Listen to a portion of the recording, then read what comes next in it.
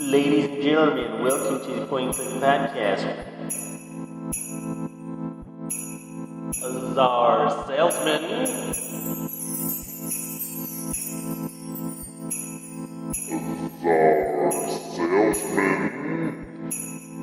We pretend people care about our opinions. We pretend people care about our opinions.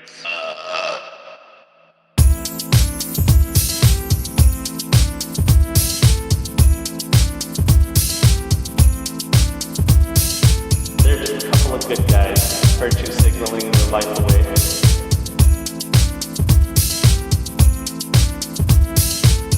It smells like wet dog.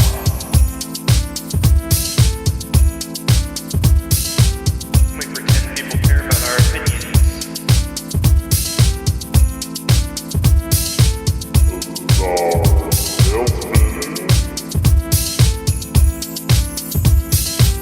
We pretend people care about our opinions.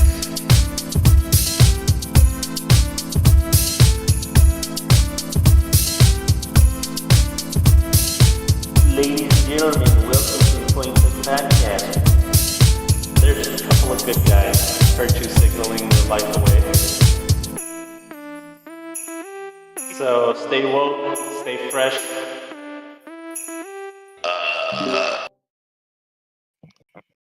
All right, ladies and gentlemen, welcome to the Point and Click Podcast. My name is John the Wise, but you already know that. And I have with me Czar Salesman.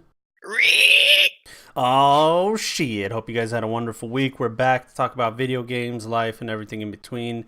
And I got to tell you, you can find us on YouTube as well if you haven't already known that, if it hasn't been known to you.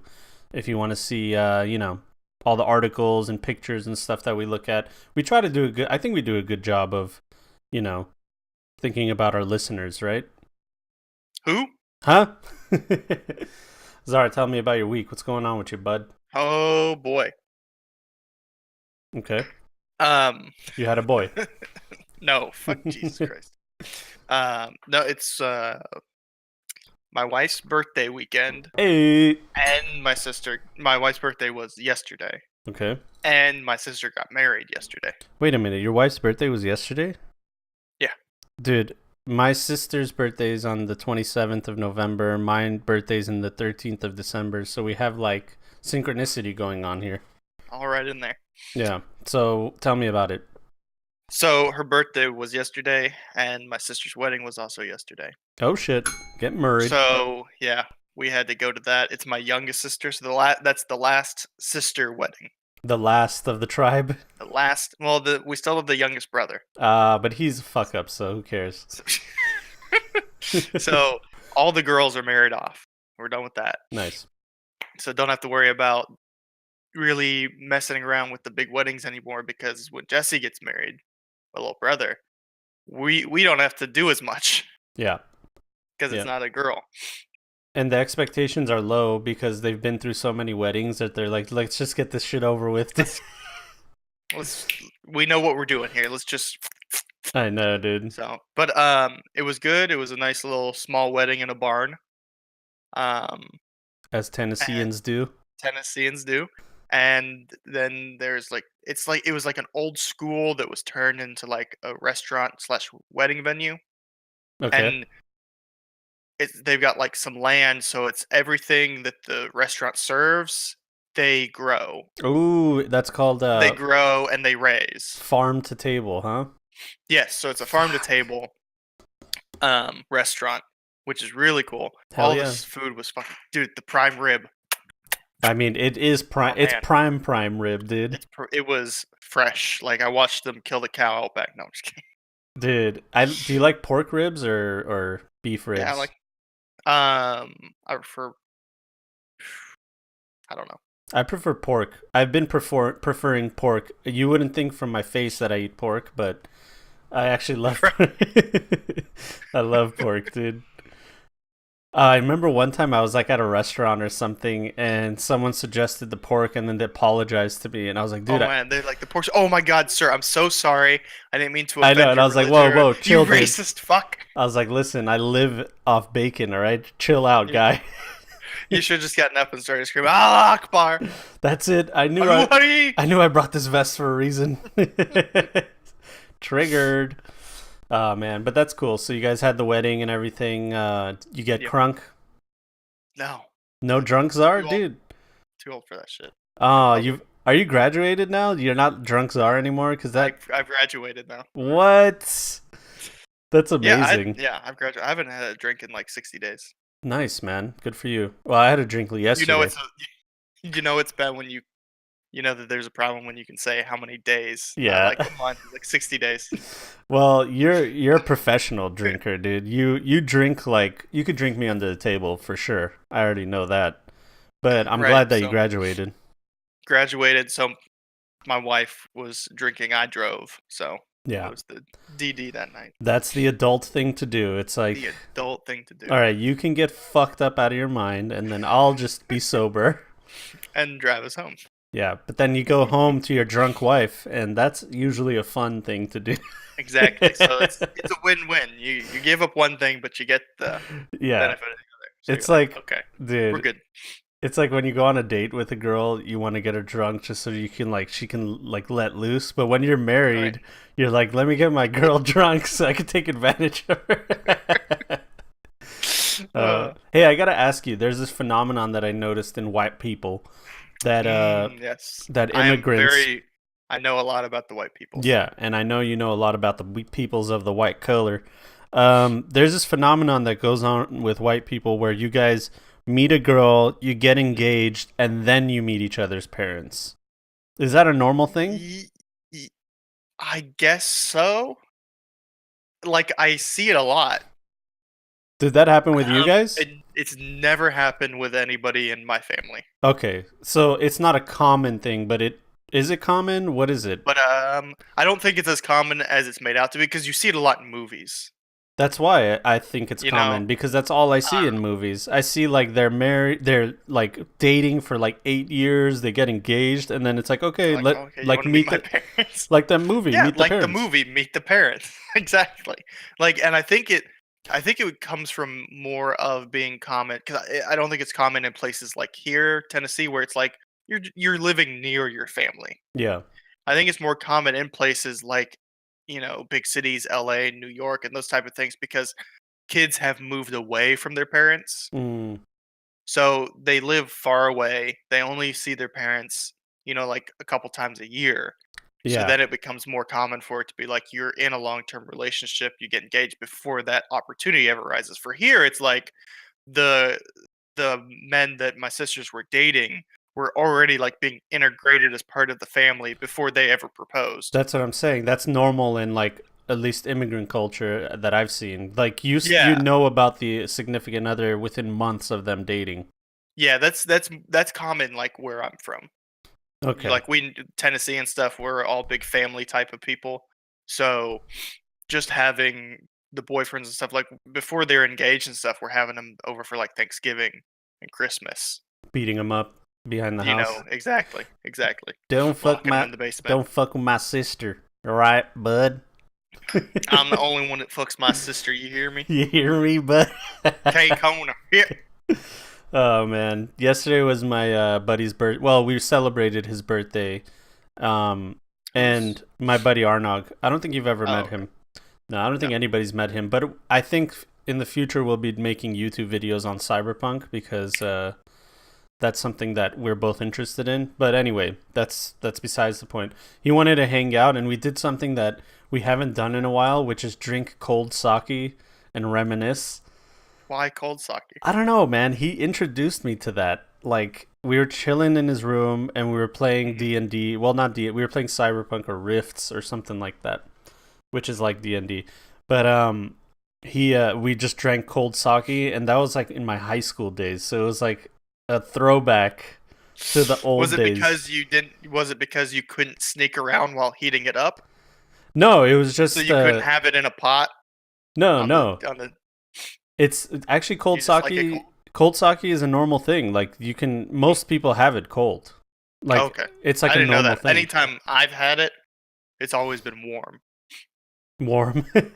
Yeah, like the sake bombs, right? Like hot sake. Yeah. Or with there's the like a couple sushi places that we go to, and I had gotten some sake before, and it's always served warm. yeah. So this is like I guess it's more traditional to drink it cold and stuff like that. So that's how we Oh, drink okay. it. Yeah. Didn't know that. Yeah, so we just hung out, reminisced, talked. It was good, man. It was like the first time I actually hung out with a friend, like just me and him, because, married, 2 jobs, kid, all the fucking crazy shit that's going on in my life. I don't have time to, like, just hang out with a friend. You know what I mean? Right. Yeah. So it was so I awesome, know what dude. you mean, and I don't even have a kid, so. Yeah. Yeah, like where you are in your life, it was like when it started for like me to my hermitness. You know Yeah. what I mean? I think we've already done it. You've already started the hermitness. Yeah, it's like I have my wife. I spend a bunch of time with my wife as she demands, and then when I'm not spending time with my wife, I'm right here. Yeah, exactly. And you know what? Happy as fuck. Right? Happy as Not a, fuck. not a problem with it. Yeah, man. Dude, we were going to not talk about Fallout 76 or Fallout, but goddamn, there's so much fucking news. I know. We said it too. We were like, okay, guys, we know we've talked about it for like 3 weeks in a row, so we're not gonna talk about it. Dude. But we couldn't keep the promise. I mean, it's not even like that, just like one little article that's like cute or something. No, it's No, like there's fucking like 5. there's like lawyers, there's fucking all kinds of crazy shit going on, Oh man. my god, it's killing me. It is killing me, killing. dude. It's killing me too, but I don't know, man. There's this then Battlefield 5 came out, no one gives a fuck about it. Man, so many people do not give a fuck about it, but also do they not give a fuck? There's been a lot of people saying it's complete shit. Yeah, people have been saying that it's a game that's not finished and it's $60. That seems to be a big theme recently with AAA games, and I think the reason there's talk about it every single game now is because people have gotten fed up with it. I think people You are know? just fed up with paying $60 for a game that's just as good as a $30 or $20 game. Right. There's no like the idea of AAA titles is almost like dying Yeah. because they don't exist anymore. You go to a AAA, publisher, and you're gonna get a piece of shit compared to an indie studio like CD Projekt Red now. It's like, what's going on here? Yeah, I mean the Because quality is totally different. yeah, it's because the it's not these big companies and publishers, they get buy out these studios, and the studios are no longer developer focused. Whereas the smaller studios are super developer focused. So it's the developers that are leading the path for the company rather than just a company having developers to make a game to make money. It's a development studio that wants to make money. Or I mean that wants to make games. Yeah, there's this huge disconnect, and it started with like EA buying BioWare and stuff, and I think that was like the catalyst, and then now we're finally seeing the effect of that cause, where they buy up these like passionate, developers, and then they put their hand in the pot and tell them, how much salt and pepper to put in it, and then it comes out tasting like shit. Yep, and they slowly. It's been a slow build over the past, I guess, 10 years? Yeah. Longer than that, really, but it's just been a slow build for like the demise of the idea of big games companies, I think. Like, this is the first time we're going into the next year, and there isn't any titles that we could think of that anybody's excited about. There's nothing where they're like, late 2019, you're going to be getting this big boy. And everyone's like, oh, it's going to be good. Everyone's questioning, is it going to be decent? People are saying, don't pre-order stuff. Like, these are the comments that get made instead of people getting really excited about games nowadays. Yeah, people are so hesitant to get excited now about any fucking game, dude. Any developer, anything. Because they've been bitten in the ass so many times, dude. How many times are you going to pay $60 before you even know anything about a game, just on name alone, and then it releases, and you're like, oh my god, I wasted my money, and I won't get any refund, nothing. Mm-hmm. It's crazy. $60 is like more than halfway to $100, dude. I know it's funny too, because like as you become an adult and you get older, that's how I start thinking about money. Yeah. Like when I want to think about how expensive something is, because $100 that builds up quickly. So when you think, oh, $50, $60, you're like, that's almost $100. Yeah. That's too much. It's almost $100, dude. And like 3 of those $100, and you can get a whole system in a game. You know what I mean? So that's how you think about it. You're like 3 games or a system in a game. Like, what should I get? You know? So you start doing that math, and then there's like developers like PUBG. It released for $30, dude. Made millions of dollars. Fortnite is free. Path of Exile is free.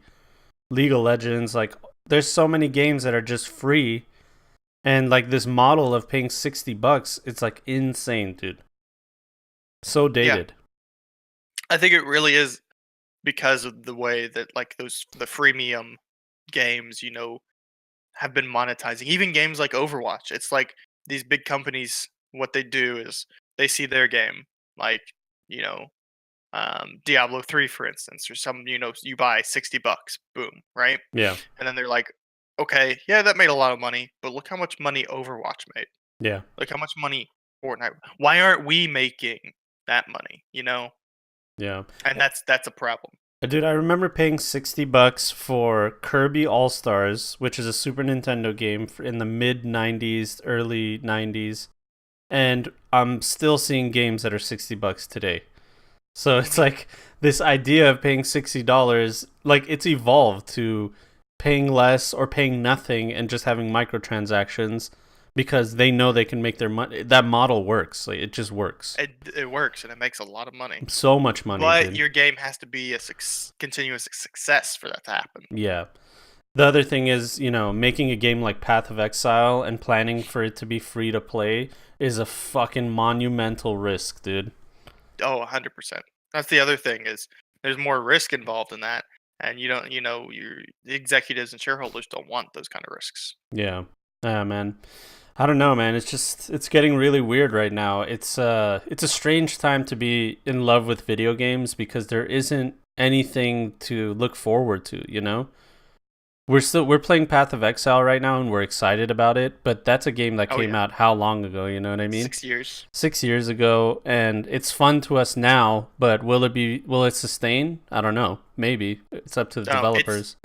Right, and at least it's sustained for us so far longer than some of the other games we've jumped into head first. Yeah, most games that we jumped into, it's a month or a week, and we're done. Like a week. It's like a week. Like ESO was like 2 weeks. Yeah. Except for Cox. Cox plays every single game that we have ever played for 1,000 hours. Yeah, he does. He's the 1,000-hour dude. He really is. Like before you and me started playing ESO, Cox is like, "Oh yeah, I'll join y'all. I've played 1,000 hours of this game." Yeah, dude. And then he has all the information you need about everything. He knows everything about everything. Ridiculous. And then he's Same thing with No Man's Sky. Yeah, and he's like, "God, how did you not know that?" It's like, dude, I just started playing. Oh, and now it's the same thing even with PoE. Oh man, that's funny. And hey, by the way, what's up everybody in chat? Cox, love you. Flubbagut, thank you so much for the biddies. Hope you guys are having a wonderful time. Everybody that's listening too, we're live every Sunday at 9:30 a.m. Pacific Standard Time, if you didn't know. But you can always watch it on demand on YouTube as well, so don't worry about it. But, if you want to interact and stuff like that, we got our chat going. Other than that, what else is there really to talk about? We talked about Battlefield 5 being an unfinished game. I just watched a bunch of YouTube videos on them. Because they're all saying don't buy it. It's $60. Don't spend your $60. The game's not ready. Everything is unfinished. Because I've just heard from some other YouTube videos I watched about other stuff like Clean Prince Gaming and some of the other stuff. I've just heard him like mention in passing, like Battlefield 5 that's unfinished. What has anyone said like some of the specifics about it, other than just it feels unfinished, like there's not enough content, or it's like buggy, or from what I've heard, the story is just like thrown together. You're not really. It's the game is its multiplayer. That's it. That's right. The meat and bones of the game. The multiplayer still works. It's fun. Apparently, people say that it's the Battlefield experience that we all know, and a little bit better than the past. Like they have this thing, you know. I don't know if you played Battlefield 4, but you could literally see an enemy and mark them, and then everybody on the map can see exactly where they are. And then, like, let's say it was your T button, so you're just like looking around, smashing T until you fucking see a red dot on your screen. You're like, oh, that's an enemy, and then you shoot at it. So they took that out, and they just only have one class that does it now, the Recon class, instead of everybody being able to do it. Good. Yeah. More class systems in our shooters. Yeah, exactly. Well, they got him. It's the RPG element, dude. That's the thing. That was like the hot shit, and it still is. I know you just put a gun to your mouth and pulled the trigger with your fingers, but that's what killed me with. And I guess I didn't play some of the previous Black Ops games, and they had already added these in like Black Ops 3. But for Black Ops 4, that's what's made me stop playing multiplayer. Is every game is trying to be Overwatch or something. Everything has to be a class-based battle arena game. yeah, You gotta have cooldowns, and you gotta have ultimates, and it's like, no, this is cancer. yeah. I mean, that's the thing. They're just copying things that people are excited about. Like, it is exciting to have an alt, and it's exciting to have like a bar that fills up, and then when it fills up, something happens to you. You know, Shiny colors, you hit things, and you kill a bunch of people. Makes the game easy and rewarding for retards. Yeah, I mean, what I want is old school Call of Duty and Medal of Honor. All you got's your guns and some frags. Yeah. You know, that's it. That's all you can do is shoot and throw a grenade. Like, yeah. See, but then people will say like that. That's dated, or developers think it's dated. It's also like if they take a risk of not adding a feature that's a common feature, they risk people being like, what the fuck, why isn't this here? I'm used to it being here. Right. If they just have a Black Ops game with no progression and it's like, here's all the guns, here's everything, just play. Go shoot each other. I would love it. I'd be like, sweet, I'm going to go play. Yeah, but people might be... there's nothing to look forward to, you know? Like Path of Exile, when we play it, we play for that level up. We play for that, the loot, There's definitely something to be said for that. And that's why those games are going in that direction. It's just the way that everything is built around these classes and everything is just getting annoying for me. Well, I think what you mean is there's nothing remarkable about them, like the classes and stuff like that. It's just like, you know, me and you, we can sit down and write down like 5 classes, and they're in every game. You got the big strong guy that has a lot of health but is slow. You got the little guy that's fast and use sniper rifles. You got the engineer. You got the medic. You know, like there's nothing like interesting or fun about that. You know what I mean? It's just like the same shit over and over again. Like, if you want to use a shotgun, you have to be an engineer, you know, because that's what engineers use. Right. But, yeah, I don't know, man. I feel like there isn't any new ideas. That Battle Royale idea came out of nowhere, and, like, they fucked it to the ground. You know, yeah, they tried to, like, capitalize on it. And I don't think anybody, except for Fortnite, captured the audience that Battle Royales wanted to. It is peak Battle Royale as far as the market that they tapped into. Yeah, but what's crazy is PUBG started it, and then everybody copied them, and the only copycat that was able to be successful and more successful than PUBG was Fortnite. Everything else fell by the wayside, dude. Yep. Fortnite is currently right now top watched, being right now on Twitch. I believe it's Game of the Year candidate. 200,000 people are watching Fortnite. No, 200,000 kids are watching Fortnite, dude. Not people. No, kids. Dude, they want kids to be involved. Kids are making up the dances. Kids are making up everything. Yeah, the skins. And I mean, I can't. That's why they run the market on this kind of stuff on Twitch and YouTube and stuff. So I can't fault any of these content creators. But I don't see how they can just sit there and play Fortnite all day. Yeah, I mean, I don't know. I read this thing on Reddit. This guy was talking about where he works at GameStop, and a bunch of kids came in, and they had like a piggy bank with a bunch of money in it, and they like did that. What's happening? I know, dude. And they broke the piggy bank, and you know, like we're finally going to spend our money, but they didn't use it on V-Bucks, okay? They didn't. Okay. They used it on whatever Call of Duty's currency is. Okay? Oh my god. And the guy Call of that Duty works, points. yeah, whatever it is. The guy was COD like, points. the guy's like, why aren't you guys gonna get V-Bucks? And they're like, oh, Fortnite's for little girls. You know, this is a real man's game, and they're kids. A real man's game. Here, pass me the piggy bank. Yeah.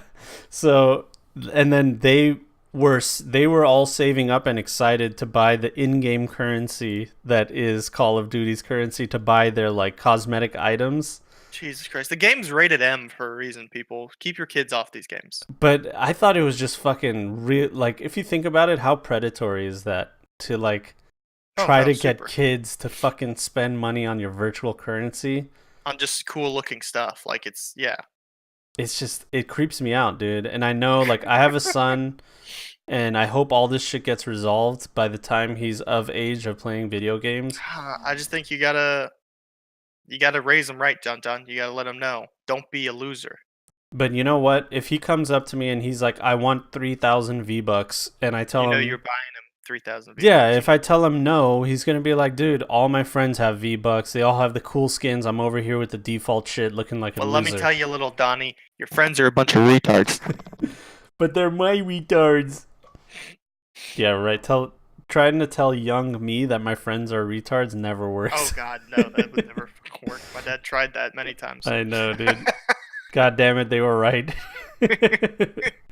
So, you're exactly right. That's the thing that happens. Yeah. So, I don't know, man. I don't know. I'm, like, looking forward to it, but at the same time, I'm wary about, like, what the fuck's gonna happen. Right. But, yeah. Anyway, how about we get into some news, then? Let's get into some news. We shot the shit enough. Let's see here. Yeah, that's it. So, first piece of news. We'll get to the Fallout stuff after this. Some Red Dead Redemption 2 players are already playing Red Dead Online. This isn't really like breaking news, but it's what's weird to me is who gets to play. It's like if you played during launch. Yeah, it's interesting. During the first few days of launch, you get to play it, and then if you but then there isn't anything to do. There's no like heists or anything, right? Do you know anything about it? Yeah. No, I just know that the way that they're rolling it out is very interesting. Like, they're rolling it out by certain consoles first, they're rolling it out by what you pre-order, like that kind of stuff. Yeah, so they're doing like stress tests. It is a beta and all that. Which is nice. I actually really like the way they're approaching it. Yeah. Because otherwise you just open the floodgates and everybody has a horrible experience. Okay. Here's the 1,000-hour guy telling us, Cox Johnson, it's Ultimate Edition, launch day, and first 3 days. Those are the 3 people in order of who gets to play it first. So I like that way of doing it because you only open it a little bit. Say, okay, everyone get in, start playing around. They're like, okay, everything's going good. Nothing's crashing. They see how servers are running. Okay, let's open it a little more. Mm-hmm. They gradually do it so that they can gradually make sure the servers are stable, high ticks, everything like that. And then you should be good for everyone else jumping on after that. Yeah. But yeah, like I said, there isn't anything really that you can do in the game other than just GTA Online with nothing, They haven't added and they're going to, I'm sure. It's probably only like a month or so away for them to start adding that kind of stuff. They probably already got it, in the pipeline, almost ready to go. And they're just going ahead and making sure the servers and everything's working before they start adding in that stuff. Yeah, that's what I would imagine is happening.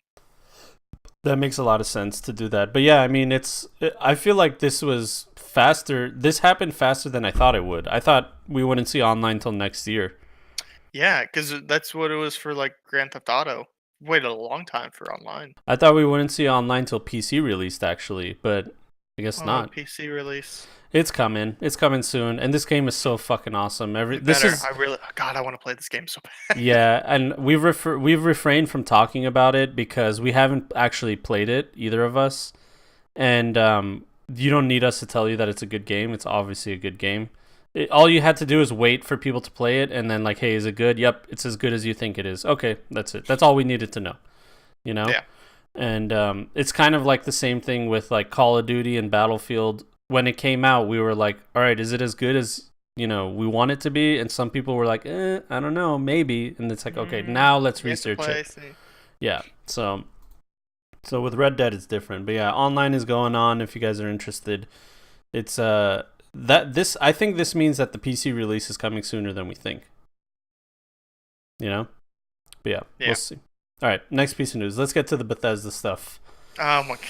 All right, this was removed. It's a Reddit post, but the title of this Reddit post is Bethesda Game Studios Deceptive Trade Practices Investigation. So this law firm, which this got removed because of self-promotion and stuff like that, but this law firm was asking people on Reddit if they wanted to join their class action to sue Bethesda or ZeniMax or whoever the fuck has the money for deceptive trade practices. Basically, they're saying the game released buggy and a piece of shit, and they charge people $60, but making people think that it's a finished game, but it's not a finished game.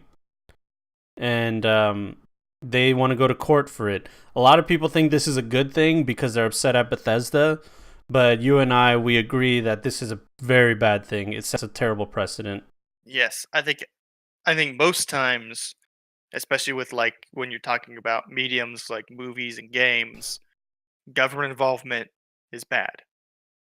You don't want it to come to government involvement.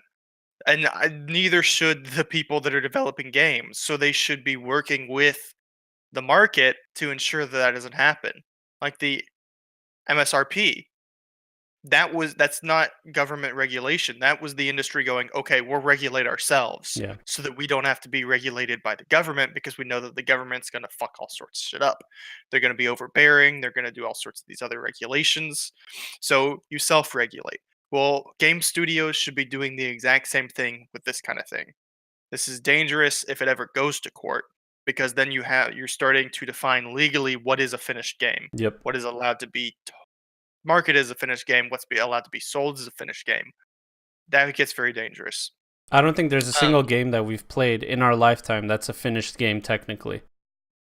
No, I mean, you could say a bunch of old games that had all sorts of bugs that were standalone games that don't get patches. Like games getting patched and stuff like that is newer concept. I know, like Diablo 2 and stuff got stuff like that, but that was not the rule. That was like the exception. It's also the argument that it has bugs and all that. It's like software is always going to have bugs and issues, no matter what. Any software, any game, anything that you put on your computer or your console is going to have bugs. So if these guys win, then that means a court has deemed that any game with bugs has to have a return policy of what, forever? You know what I mean? Right. You never know with these kind of things. That's why it's bad when you start involving government oversight and stuff like this that could be handled better with marketplace regulation. Like, how about this? Don't be a fucking idiot and buy a $60 game from Bethesda. Yeah. Don't pre-order. Don't pre-order. You know that Bethesda has a track record of releasing horribly buggy games. Don't buy a $60 game that you've seen nothing about. Yeah, and a lot of these... It's your own fault. A lot of these companies, too, their entire business is just suing people and being litigious. Mm-hmm. So we don't know their intentions. They're just probably opportunists. They're seeing this like buzz around the game, and they just want to put their hat in the pot and make some money out of it. At the end of the day, it's just going to cost Bethesda money, and right now they don't have... They can't afford to spend more money hemorrhaging on this game. The bad PR. No, they shouldn't. It's going to be bad. This game is already going to be turned into failure just from all of this. Yeah, I mean, I think it's safe to say that it is a failure right now as we talk about it, but it doesn't just stop there. It keeps going downhill, and I understand if people are upset. Like there's a lot to be upset about, but you have to quell your rage a little bit and be a little bit more cognitive of what the fuck's going on here, and then learn from your mistakes, because this is your mistake. Yeah, let's make that clear. Bethesda thinking this kind of stuff is okay is because of us and the marketplace. We've told them that this is okay. Yeah, So these are the mistakes that we've made, and now you're blaming Bethesda for them, even though you've taught them time and time again that this is all okay because we're gonna suck your dick anyway.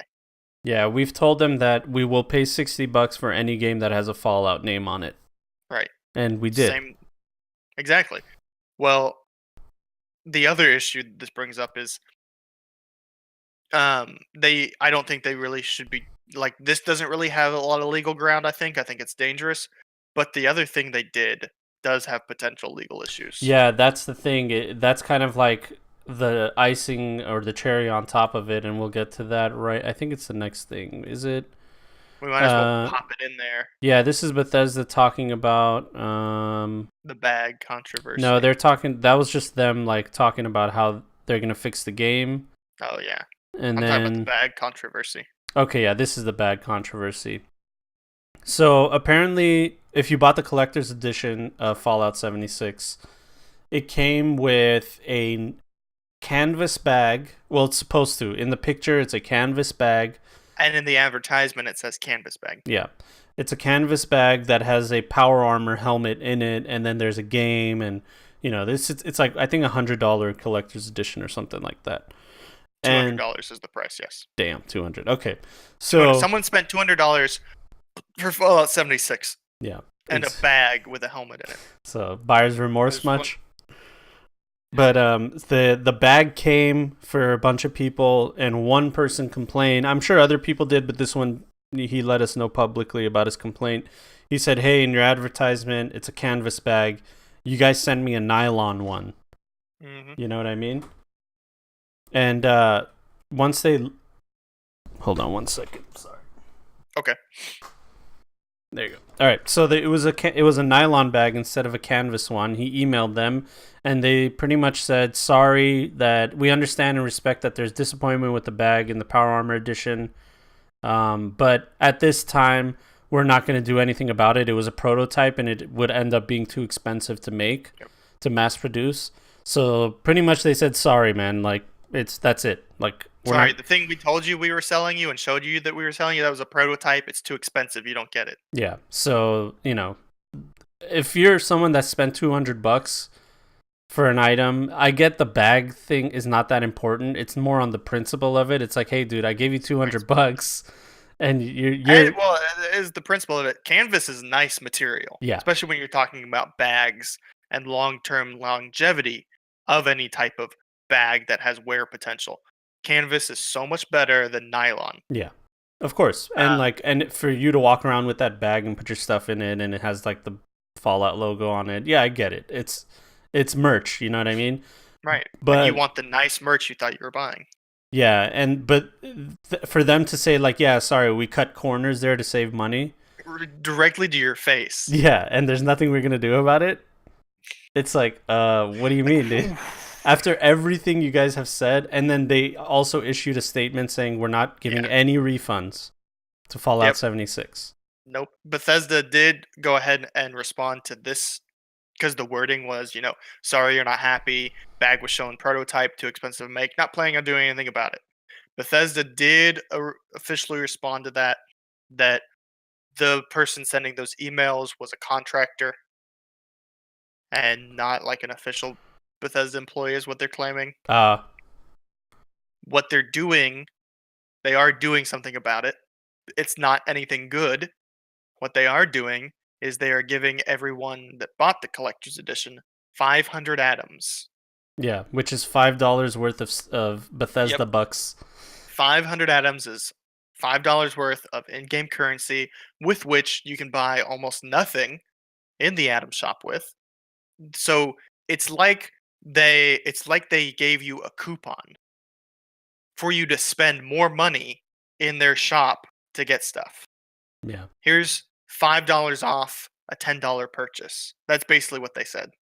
And then there was a post where someone was saying, don't accept that $5 worth of in-game currency because that is considered in law as compensation. So you're pretty much, if we were to take it to court, the judge would say, hey, you didn't like it, they gave you something in compensation for it, and you accepted it, it's over, you know? Right. So in most places, I think in the United States, but in other countries, I don't know how they do it, but at least in the U.S., that would fly in court, no problem. Gotcha. So they're telling people not to accept that and to stand their ground because it's the same people that I think that want to sue Bethesda. So they're just trying to educate people so that they can have that as ammo when they go to court. Right. Which worries me. This one definitely, I think, should go to court. The other stuff shouldn't. Like, this is normal grounds for misrepresentation of the product that you sold someone. Well, Directly lied in the advertisement. Canvas bag. You can't get around that. You said canvas bag. People bought it, and you sent them a nylon bag. Like, there is no way to move around that if you get your ass sued. what my question is will courts decide that, hey, we need to define what a game is, we need to define what a finished game is because of this bag thing? Because, like, look, I hope not. I think that these would have saying. to be separate. I think these would have to be separate lawsuits because there's one group of people, because this is only specifically people that bought the Collector's edition. the collector's edition. So they are different, a different group of people that bought a different product than the people that just bought the game and are wanting refunds because the game is buggy. You get what I'm saying? Yeah, no, I get what you're saying, but So I can argue. I don't know. That's just what I think. Yeah. I would think that they would have to be like separate legal issues. I would think. I don't know. The problem is that maybe they could convince a judge that that's also part of the deceptive trade, because they're not talking about. I'm sure that would be brought up in the other one. That's what they're suing them for, deceptive trade practices. So this Exhibit A is the bugs, Exhibit B is the bag. That's what I'm thinking is going to happen. And I'm wondering if, similar to like you can get charged with multiple crimes, maybe these would have to be like it's the same case, but like the judge can find them guilty of the one but not the other. That's what I'm thinking. Like, it'll be up to the Bethesda lawyers to separate the two, but it'll be up to the other lawyers to say that they're one and the same. Deceptive trade practices, it falls under the same umbrella, But yeah, what will happen is if they do win, let's say, and they do define a game, they set a ridiculous precedent, dude. Where the government has determined what a finished game is. Where it just opens, because it's a weird situation because there is no regulatory board or any law defining it. What it is that a court has set precedent for what a company can get sued for calling a game finished. Yeah. So that would open the floodgates for more class action lawsuits against games in the future, which means it could damage the games industry as a whole. Because you could think, oh, well, that just means companies will release games that are finished then. No, it just means that we're not going to get as many games. Or, not as many people are going to be able to produce games. It could hurt indie companies. Maybe all indie companies are going to have to start releasing their stuff as early access just in case they want to avoid getting sued. Yeah, or it'll push the release date to games even further because now it has to go through a government board, and you know how long fucking anything takes with the government. Try getting a new driver's license. You don't get it tomorrow, okay? You get it whenever. You get it like, hey, it'll be there. Just check the mail every day for a week, and it might be there. You know what I mean? Yeah. So it'll be like the same thing with games. Like, yeah, we got to push it back another 3 months because it has to go to certification through the government, certification through Nintendo, certification through Microsoft. Like, Jesus fucking Christ, man. You know what I mean? So, yeah, it's not going to be good. It's not, but we'll see how it goes. I'm pretty sure Bethesda will win. In the end, they'll lose because they're just in court. But it's up to the judge to see if he'll just dismiss it outright. Right. Yeah, the damage PR-wise is done. Yeah. Bethesda's done nothing but hurt their brand, their image, and their IP. Yeah. Hardcore by this. So finally, Bethesda, they cut off the silence and they're finally communicating with people. They went with their official username, Bethesda Game Studios, on Reddit, made a big post that got gilded in 10 different ways. Which, by the way, I hate this new fucking platinum, silver, gold thing. It's just so ridiculous. Doesn't make any sense. But anyway, I mean, the gold itself was cancerous enough. Yeah, now they have 3 different currencies, like we're playing D&D or something. But anyway, this whole thing was them just saying, "Hey, we get it. You're upset, and we haven't talked to you guys, and going forward we're gonna be more vocal, and which is stuff that it should be standard, dude. Every company 100%. should have a Reddit account. Every company should have a Twitter account, and they should be watching these forums, and they need to be talking to their people. You know what I mean? Especially game studios, especially. Yeah, most game studios already do it, and anytime there's an outrage, they do a good job on helping out with that outrage and bringing it down a little bit, calming people down. Talking to people like human beings. Yeah. Like Bethesda was, before this came out, Bethesda was literally copy pasting comments to people. Yeah. As responses, and of course that pissed people off. Yeah, it's a PR can't even team. be asked to speak to somebody, Yeah, it's a PR team with a response that they all hey, copy paste this on every response because our lawyers said to do that, Right, and it's bad. It's bad form. Especially when you look at games like game development studios like GGG or Digital Extremes. Of course, I always talk about them. But you look at them and how they interact with the community, even when they as a company screw something up. They do a very good job with community management, with communication, and with just talking to people as people and human beings. It makes you humanize the company, and you feel validated in the process as well. Yeah, I saw something on the Path of Exile subreddit that was so refreshing. GGG, one of their main guys, made a post saying, hey, you guys were right about the placement of a certain button. People complained about it. It shouldn't be there. It should be somewhere else. And they were like, you guys are right. We're changing it. And they made that post. And I was like, whoa, it's such a simple thing, but... Because it's like, it's just so weird that's a strange feeling from a company too, because it's like they're just acknowledging it. They're just saying like, hey, you're right, let's make this change. We agree with you now. Like how difficult is that though? It's crazy, man. But I feel like there's a big change coming because you'll see it in Nintendo and stuff like that. We have news about that later on, but all these big companies are realizing that they need to have a social media presence that isn't like, we can sniff out a fake social media account. We know when it's a PR team, and we know that when it's a person, Yeah. And like, it's not enough just to have... Before it was like, you gotta have a website, you gotta have a Facebook, you gotta have a blah, blah, blah, just to have it. You know what I mean? Yeah. That was just standard practice. Now it's like, it's not enough just to have it. You have to have someone behind it, a person that is connecting to people, Yep. It's kind of gone with... It's slow. It's like companies have been behind it because society has moved so quickly into this situation where it's like, okay, beforehand you have to send an email or you have to make a phone call. Now it's like, well, we're all connected 24/7. So you need that personable connection 24/7 on social media, because now everybody and their mother's on social media with a 24/7 connection. Yeah, exactly. But anyway, and it can't be these canned responses of, we've determined it's okay to say exactly this sentence and nothing else. We understand that, we understand you're upset, and we are working hard to, that's such a fucking neutral response, dude. We're working diligently to fix all the problems. You know who said that for fucking now 2-3 years? Fucking PUBG, dude. Right. We understand. Time after time. We haven't communicated with you guys, so here's the Fix PUBG campaign. All right, it's done. But you didn't fix it. It's done, though. My job here is done.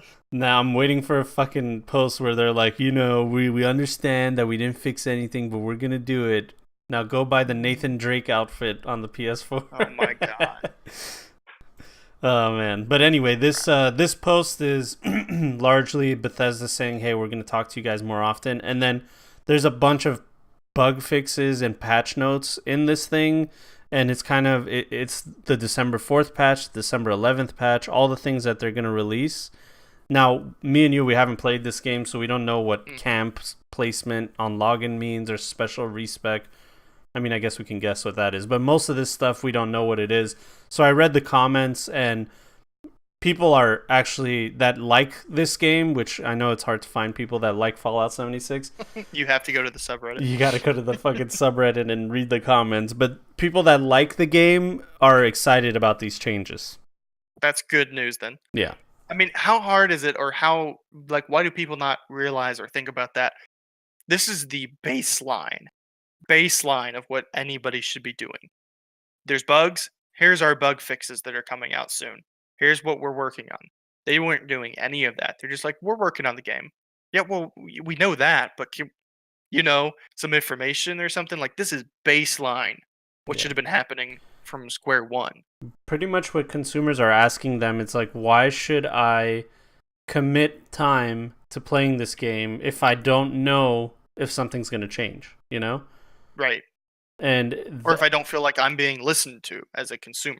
The secrecy is just so weird. I don't understand why are you being secretive, dude? It's like me and you are on the same team, dude. You make the game, I like the game. So like I give you money. Like, let's fucking work together, dude. What is this? So yeah, I don't know. I mean, that's a good sign. Obviously they have to do this. If they didn't do this, it would just be, they would probably like lose everything that they had. But there is this response, and then there's the bag controversy. Them saying, we're sorry, please contact support to get the 500 atoms.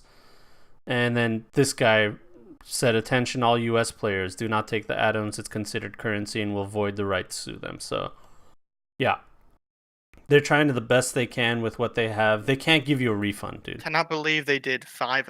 They could have done anything. They could have just handed out like 10,000 atoms. It's the people that already spent $200 fucking on your game. Just give them free in-game stuff. I know, man. Give them just fucking do it. 2,000. The hundreds of thousands of people that bought the non-collector's edition are still gonna spend their asses off on atoms. All you had to do was way more than 500 atoms, and you probably could have skated by on this no problem. Yeah, people said that it can't get you shit either. Like nothing. There's nothing you can get with that 500. Like most of the lower skins are like 800 atoms. It's fucking so crazy. It's literally saying, here's almost a skin. Now go buy, more atoms to buy a skin. That's what it is. They've handed you a coupon. You know what? That's so insulting, because a coupon means that you're still gonna have to spend more money. Correct. That's why they did 500. That's why this is so disgusting. It was on purpose. Yeah. It's like you literally just took your dick and slapped people in the face when they weren't happy with your product. That's crazy. That's what they did. Yeah. Well, we'll see how this goes. So far, now I can't say that it's dead. That we won't. Week 4 of talking about Fallout 76. We're getting fatigued from it. So hopefully they'll just be like, something will get resolved from this where we can just talk about it real quick. But hopefully, watch there be this huge class action lawsuit that goes on for 2 years, and we're talking about it every week for 2 years. I know, man. And then there was a terror attack on Bethesda Studios. Like, Jesus Christ, more. Like, come on, dude. John? Yeah, I haven't talked to him in a few days. What happened? All right, man. Let's move on. Let's move on to other stuff. There's other video games out there, I promise you. Cowboy Bebop coming to Netflix live action. Yeah.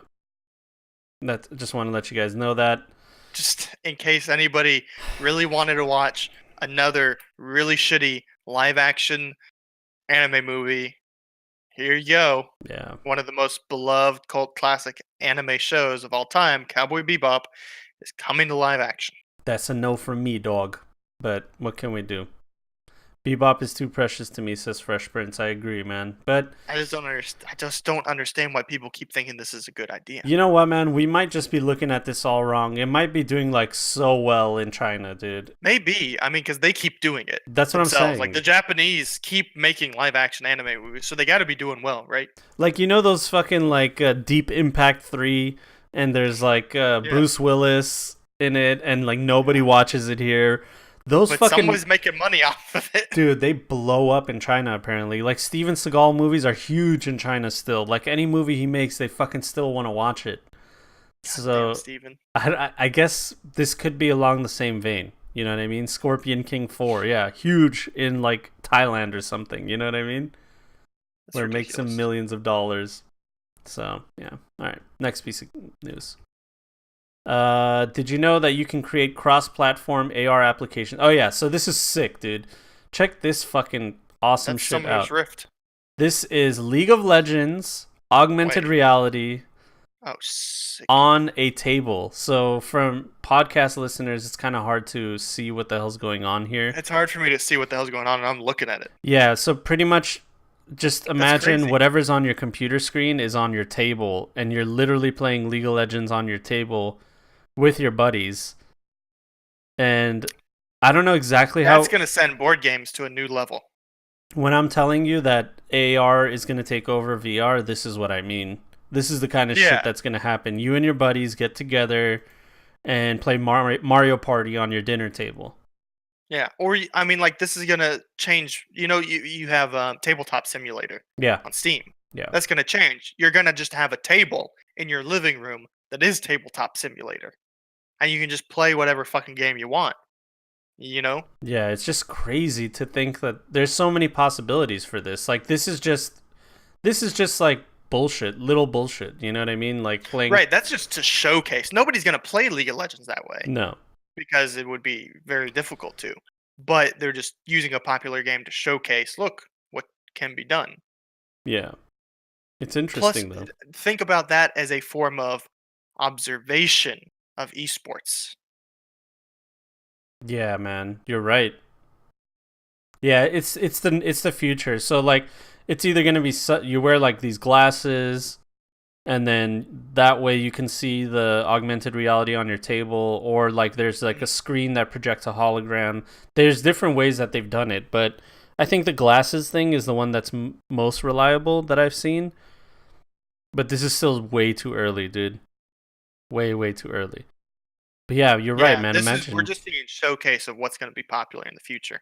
Yeah, you're so right, though, man. If you can watch, like, you can literally watch... all sorts of esports, any sorts of esports, because then you get to see, especially for MOBAs, this type of game would be so cool. So, yeah, I thought this was a cool thing, man. Indie game dev is working on this. Indie game dev. No need to maintain 2 native projects anymore, blah, blah, blah. So, yeah, it's AR Core plus AR Kit is what they're using. Augmented reality. Interesting. Only has 3 likes and like 1 comment. Like, people are not like following this shit. You know what I mean? Yeah. Oh man, that's gonna be cool. That's gonna be really cool. I'm excited about that. All right, next piece of news. Get out of here, Kotaku. The FTC says it will investigate loot boxes. The Federal Trade Commission. So remember when I was talking about how bad it is for corporations to push it to this extreme where the federal government has to get involved? Yep. Oh boy. But, this is what you do not want to happen. This is what, the Bethesda stuff is a precursor to, especially when you start getting a bunch of lawsuits. This is what can happen when you have too much focus on it because you've pushed your greed and you're not caring and your anti-consumer practices to an extreme that the marketplace, one, has already refused to self-correct for so many years because they keep buying your shit. Yeah. This is what you get. Government regulation. Always bad. Yeah, I mean... in this kind of situation. That's the thing is... Dude, kids are involved, and there's definitely gambling with loot boxes. Definitely. We were talking about those kids going to fucking GameStop and spending all their money on Call of Duty bucks. It's very predatory, dude. So this trade commission, I think that somebody does need to take a look at it, and unfortunately, it has to be a government body because there's nobody else with enough power. Right. No, I agree. There's so much predatory behavior. The problem is, guys, if you stop the predatory behavior, the government would never have to get involved. Yeah. Because once the government gets involved and they start determining the regulations, you're not going to like them, and we're probably not going to like them. Yeah. I mean, a lot of companies do their best to just make, microtransactions, cosmetic items that are fair, and there's way to do loot boxes that I'm okay with. Yeah. But when you start having government regulation involved, who knows what they might do? Yeah. That's the thing. So, I mean, you just never know, and you can't trust these, horrible, outdated morons that are in the bureaucratic government to decide these kind of things. So, let's see here. New Hampshire Senator Maggie Hassan spoke to FTC Chairman Joseph Simmons who recently, and she spoke about loot boxes. She said that Great Britain's Gambling Commission found that 31% of children in the country had at one point or another paid money to open a loot box. That's a lot. Yeah, and well as moves by Belgium, Japan. Wait, what is this? See, this typo threw me off. As well as moves by Belgium, Japan, and other countries to limit how many loot boxes can be used in games. So yeah, she's talking about how serious it is that children are being inadequately protected. There's a potential addiction, negative impact, and would you commit to undertaking this project and keeping this committee informed about it? So here's what you do. Yeah. If a game has loot boxes, make it M-rated. Well, he said that he'll take a look at it. So they're going to actually legit sit down and talk about it. Mm-hmm. And they didn't really give any detail. They just said, yeah, we'll look at it. Which, then could mean something, could mean nothing. It just means that people would have to prove that this is gambling and stuff like that. And then which is going to be difficult because it's a new form of what I would consider gambling. It's not traditional gambling. Yeah. But I would consider it like a branch off of gambling. Yeah, and companies like EA have argued that they aren't, since unlike a slot machine, you always get something in return when you purchase a loot box. Correct, which is a technical valid argument to make against what we consider gambling, but I think that just means that we need to move and redefine what we consider gambling. Yeah, it's just sometimes if I spend $5, I can get something that's worth 1 cent. You know what I mean? And then am I really purchasing something, or am I don't know. I guess that's up to the Trade Commission. Hard. Yep. We're not qualified to go over those arguments, and for us to be so, we would have to spend weeks trying to discuss it. Yeah, exactly. And the Trade Commission, unfortunately, I mean, look at this guy. You think this guy knows anything about video games? No, that's my issues. Yeah, he's qualified to talk about all sorts of stuff involving trade. The problem is when that overlaps with something that these people don't understand. Yeah, it's rough. I mean, I was listening to a podcast, and it was on the Joe Rogan Experience. Anthony Cumia from the Opie and Anthony show was talking about Red Dead Redemption 2, and he was telling Joe Rogan about it, and Joe Rogan was like, dude, that kind of stuff is in a game. Like, you can do those things in a game. You can beat up a woman, capture her, take her to a swamp, and feed her to an alligator. And he's like, yeah, that's totally a part of the game. You can do it to a man too. And he was like, why hasn't anybody done anything about it? Because with the outrage culture that we live in, are you kidding me? Why hasn't anything happened? And Anthony Cumia says something that I agree with. They just don't know. They're just out of touch. Most of these people, like Simmons and everybody else that's part of the FTC, they have no idea what they're getting into. You know what I mean? Right. So that's the thing. If I want to ban loot boxes, I can sensationalize it and make it look like it's this big, evil, bad thing, and it's gambling. And then they'll probably be like, well, I have kids, and they have kids, and I don't want them gambling, without a warning. That's how all that. It's moral. It's called moral outrage, and it happens with all sorts of things. Yeah. So, yeah, it's dangerous. Because if they ban loot boxes, I'm not a huge fan of loot boxes, but they're one of the best ways that some games that I like are able to be free to play. I'm just surprised that it took this long for it to actually reach Congress or anything like that. But that's because they're, like we said, they're out of touch. They just don't know. Yeah. They don't know what's going on. I'm just glad hey, I'm fine with it reaching a regulatory board instead of Congress. Yeah. Because Congress is inept. Yeah. In anything they do. So at least we're getting, at least there's a regulatory committee that's going to go over everything. Yeah. It's also not as sexy to talk to the Trade Commission as it is to go before Congress. So, that has way more press and way more emotion wrapped around it than, just sitting in front of a Trade Commission and just hashing it out, Right. All right. And loot box, I guess you would just have to switch to other microtransactions, like Path of Exile stays free to play while constantly maintaining their game off non-loot box microtransactions. Yeah, I don't think anybody wants loot boxes banned. They just want, Prince was saying in chat, Belgium agrees with him, saying that PUBG's loot boxes are gambling because you can resell the item. So they were banned in Belgium. They were banned in the Netherlands too. Anytime you can resell anything, now it has a value, and that is gambling to them. So Yeah. yeah. Yeah, there have already been bans on those kind of loot boxes before. So that might happen in the U.S., and if that happens, that's 200 million people, and probably it'll influence every other Western country. You know what I mean? Oh, yeah. Oh, 100%. So, yeah. We'll see how it goes. We'll keep you guys posted. Next piece of news. PlayDiablo4.com redirects to a search for phone after Blizzard kills Path of Exile joke. So, originally, this guy bought the domain for PlayDiablo4.com, and when you would go to it, it would go straight to Path of Exile's website. So, they asked him... First, they asked him for the domain, and I guess they couldn't come to a price, or he said during negotiations they switched gears. Here's what's funny, too, is before he was contacted by the lawyers, he was reached out by somebody who he didn't know, who asked if he'd be willing to sell the domain. Yeah.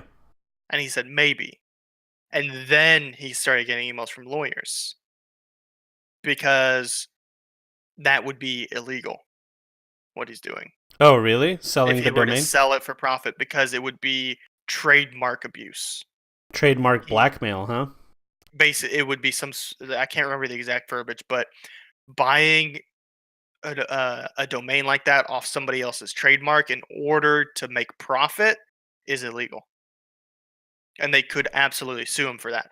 But I don't think they're interested in doing that. Like, after he changed it to phone, because they said, would you give it to us? And he goes, I don't know. Yeah. And then he changed it to redirect to phone, and they seemed to sort of change their tune once that happened. Now they're like less angry about it, you know. Yeah. But I don't know if they've completely let it go or what. But that is funny. At the end of the day, it's hilarious. It was a funny joke. It was a funny joke. I'm hoping... I don't think that they will end up suing him. I think that something will come to terms, either because what he said this to the lawyers. He said, I would be willing to give it to them if they're going to use it for Diablo 4. Yeah, exactly. Like, if they're going to use it, I'll give it to them. I'm not going to give it to them just for them to do nothing with. And I think the lawyers, said, okay, we'll get back to you. Yeah, so I think he will make money off of it. And this business of buying domains and selling them to companies is a lucrative business. We've known about it for years. Because it's easier for the companies to pay for it than to sue somebody. Yeah. It's so much easier. People pay other people for their Twitter handle, dude. You know what I mean? It's like, hey, my name is John Flaherty. And then, but at John Flaherty's taken by some asshole in Minnesota that doesn't even have a profile picture. So you get in contact with that guy and say, hey, here's like $2,000. No, $5,000. No. Yeah, you know. Here, give me the handle. Yeah. There it is. So shit's crazy. Yeah, it is crazy. But I don't know if it can be argued that that's the same thing or if it is blackmail, but I'm sure that this guy doesn't have the lawyers to argue it. No, and I don't think that he made it as a joke, and like he said to the Blizzard lawyers, I'll give it to them if they want to use it. So I don't think he is even going to try to make profit off of it, especially since he knows now that he could be sued if he does. Yeah. According to the Blizzard lawyers, he's doing an obvious act of cyber squatting and trademark infringement. Yeah, that's what the term was, cyber squatting. Cyber squatting sounds like something you do in a chat room. In a cyber chat room, cyber me. Or like ASL. A Russian guy in like Cyberpunk 2077 would do. Slav squat. Slav squatting. All right, that's pretty much it. It was funny though. Next piece of news, I think. I just love that he changed it to redirect to a Google search of phone. Yeah, that's funny. That keeps a joke alive, dude. Yes, and it doesn't. This was the issue too, is that it redirected to a competitor. Yeah, I think that's what they had issues with. So that's why when he redirected to the phone, it stopped being such a big issue. Yeah, and they laid off a little bit. All right. Well, next but it keeps piece of the news. Joke alive at the same time, which is nice. I'm trying to move on, Czar. God damn it. But So this is per Nintendo's main website, Nintendo.net, NCP, the Nintendo Creators Program, is going to end at the end of December 2018. So January 1st, the NCP program will be abolished, and then the website will be taken down in March, 3 months later. Now, what is the NCP? The Nintendo Creators Program was a initiative created by Nintendo to make sure that they can have control of their brand throughout the internet. So pretty much what does that mean? That means that if you as a YouTube creator or any kind of content creator made a Nintendo video, that it would either be taken over by Nintendo and all the ad revenue would go to them, or they would just take down the video outright. So if you did like a Mario 64 Let's Play video, they would just take all the advertisement money from you. Yeah. So if you've ever seen like those groups of like people, like any of the Let's Play channels play like Mario Party together, they make no money off those videos. Because even if they're monetized, Nintendo claims them. Yeah. So what happens here is it is a douche move, and it's an old school way of thinking where you have to protect your brand and stuff like that. They didn't, like, not enough people, young people, told them at the time, like, hey, this is actually good for our brand because it gives us advertisement and this and that, and if we do this, then people will just not make videos for our games because they don't want to get sued or lose their revenue. Right, because like people still do it, but you probably have less people making videos on like, oh, the new Mario game. Because guess what happens when you do that? You don't make any money. Yeah. So at first they were required to submit their videos to the NCP, Nintendo Creators Program, where they would, scrub through the video and make sure that everything is up to their standards, and then they would let you release it. And then even then they would still take your advertising money. Yep. So pretty much, if I'm a creator, I'll be like, fuck all that, dude. I'm not going to do any of that, dude. You know what I mean? I'll just not make any Nintendo videos. And that's coming to an end. The one thing in here that somebody read through, I think it was through the guidelines, they said that you can make videos, but you can't use emulators pretty much in the way that they worded it. Okay, because they don't want people promoting emulators, which you usually get the games for free. Yeah, they said that you can make videos and stuff as long as it's not from pirated software, which means emulators and stuff like that. So if you were to make a video, it would have to be from like a capture card on their console. Yeah. So that's another little caveat. I think that it's going in the right direction though. So it's a step in the right direction. Huge step. Yeah. So this is good. It's going to open the floodgates for people to make more videos and make the Switch even more popular. They know what they're doing, dude. They know the young people have taken over in Nintendo, and they have a bright future ahead of them, which is awesome to see, in my opinion. We're going to get that Switch soon. Someday. Fresh Prince says, there's a group of people who play Mario Kart together, and I like having them on in the background while I'm doing other stuff. Had no idea they got nothing from it. They play all the time. It's good to see this change. Yeah, now they're finally going to be able to make money. So then there was those people that made the videos even though they didn't make money, and they still released the videos anyway, which those are the unsung heroes, you know what I mean? Right, yeah. They didn't make anything. I think it's still possibly good for your channel anyway, to any sort of good content that people would like and watch. Even if you don't get directly paid for that one, view impressions, getting people interested in your channel it's still always good. And if Mario Kart does that or this Nintendo game does that, it could still be good for your channel. So I think that's why some people still do it. Yeah, exactly. All right, next piece of news. Starbucks says it will be finally banning people from viewing porn in their stores by 2019. I didn't even know that was a thing. What? You mean I can't go into the Starbucks bathroom anymore and jerk off? I didn't know that there was so many fucking sick fucks in Starbucks, like literally just openly watching porn in their fucking coffee shops so much that they've literally had to like respond to it, dude. Is that what it is? I don't think people are openly watching porn, are they? No, they are.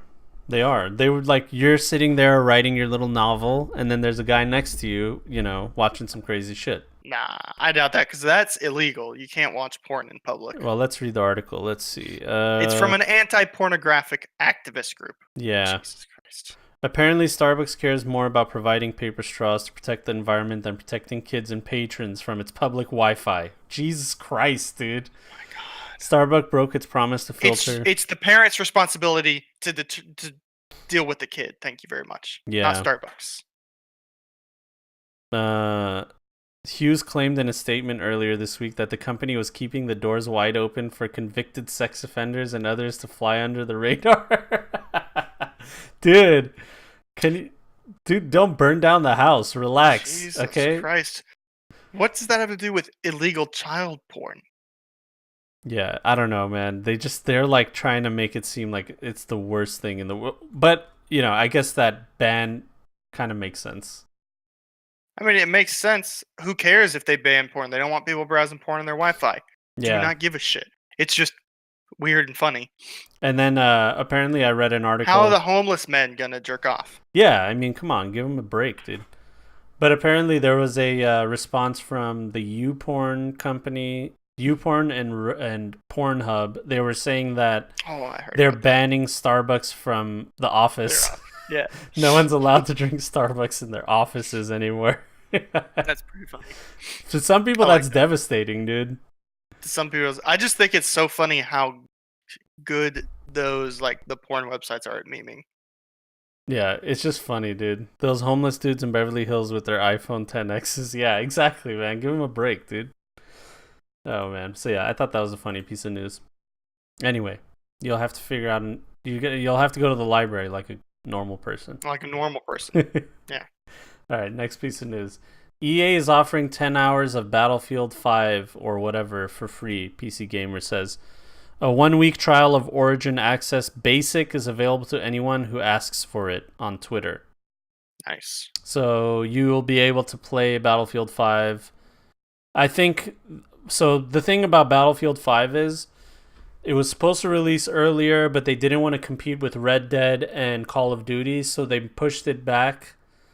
And then when it released, people didn't even know about it. You know what I mean? So it was like... Yeah. The hype came way too early, and then when it released, it was way too late. So people are now realizing that it's actually like out, and you can like play it, and the game is there. This big AAA title. So, Origin Access will give you 10 hours for free, I think. So, there it is. And Fresh Prince is saying, I had Origin Access. It's really good if you have more than a few games that you like to play. Yeah, what that pretty much does is you pay $10 a month and you get access to their library of games. Not their entire library, but a lot. I mean, you can play the Battlefield games. You can play a lot of games. Yeah, there's enough games on there that it's worth having for $10 if you like their games. So, yeah, and then you'll get 10 hours of Battlefield 5 to play. 100 games, says Prince. Yeah, I mean, will you do this? Will you play it? No, never mind. We lost it. The offer was only good for 24 hours. Oh, okay. Yeah, it's done. It's gone. Yeah, so that's it. It was there. I think it was just them trying to get people interested in the game because people are kind of not interested at all in Battlefield, and I think it largely has to do with the setting of World War II. I don't know. I'm like slowly done with those games. I feel like they haven't done anything different. I feel like Call of Duty did enough different for it to be a good enough game to play, like to buy and play and stuff like that. I don't know if Battlefield 5 did the same thing, though. Right. Well, they're supposed to be doing a Battle Royale in this one, aren't they? Yeah, it hasn't released yet, so not even the beta. But from what they said, there's going to be tanks and stuff. It's a Battle Royale with tanks and helicopters and everything, so... That's asking for cancer. Yeah. I don't know if it's going to be a World War II Battle Royale or if it's going to be everything that was ever in a Battlefield game is in it Royale. I don't know. I don't know exactly what it is. I'd be more down for a World War II Battle Royale than anything. Because at least it's something different, dude. But yeah, that's it. I mean, what else? That's it for the news. We're done. That's it. The news is done. We're done. We're done, bud. We're done. So I don't know what you want us to do there. It was a good week, man. And hopefully next week we'll have a guest. If you guys are listening out there, please contact us for guest ideas because we are running out of ideas. We're doing Already repeat. running out of ideas.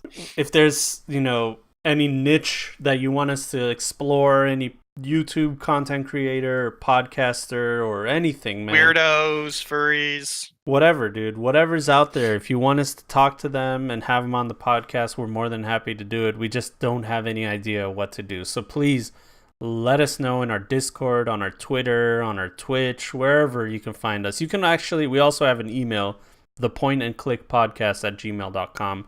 So if you want to email us, you could do that too. So that's it. YouTube, we're on there too. So yeah. Anything else, Ar? Anything you want to talk about? No, not shit. Nice Play shit. Path of Exile. It's free. It's great. It's free. It's fun. We've been having a lot of fun with it, and can't wait to play it today. So should be good. All right. See you guys next week. Love ya. Ladies and gentlemen, welcome to the Point Click Podcast. Azar Salesman.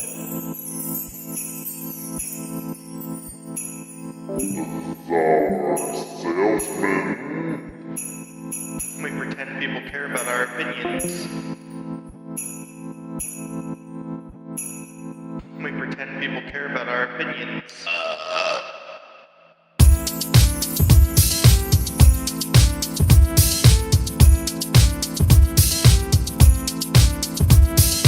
There's just a couple of good guys, virtue signaling their life away.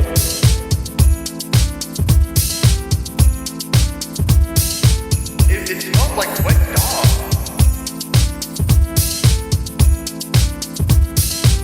We pretend people care about our opinions.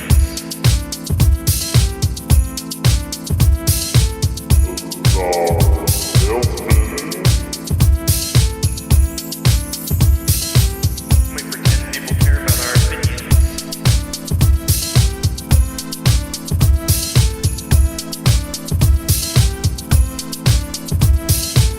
Ladies and gentlemen, welcome to the Point Click Podcast. There's just a couple of good guys, virtue signaling their life away. So stay woke, stay fresh,